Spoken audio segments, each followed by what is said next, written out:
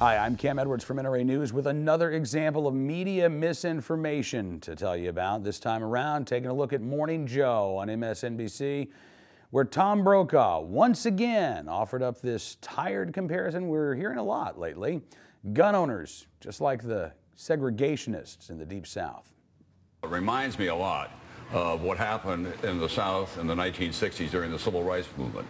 Good people stayed in their houses and didn't speak up when there was carnage in the streets and the total violation of the fundamental rights of African Americans as they marched in Selma, and they let Bull Connor and the redneck elements of the South and the Klan take over their culture, in effect, and become the face of it. And now a lot of people who I know who grew up during that time have deep regrets about not speaking out. There were a few brave souls who did, and they were knocked down pretty hard within their own communities for coming out and speaking out in a moderate way, not even in a liberal way, about the right of African Americans to be able to vote, for example, and to walk into any restaurant if they wanted to. But there was a lot of silence. Stop for a second. There's a right that Tom Brokaw neglected to mention, and that's the right of African Americans to arm themselves for self-defense.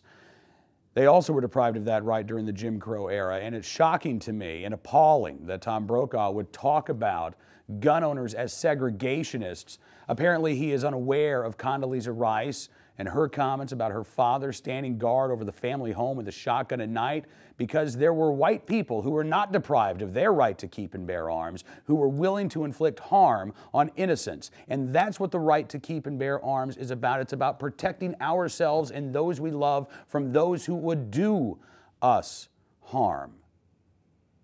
Perhaps Mr. Brokaw, author of The Greatest Generation, could offer a new book on what really happened in the South during the Jim Crow era. We'll be back with another example of media misinformation before long, but in the meantime, be sure to check us out at nranews.com each and every weekday for the latest Second Amendment news and information.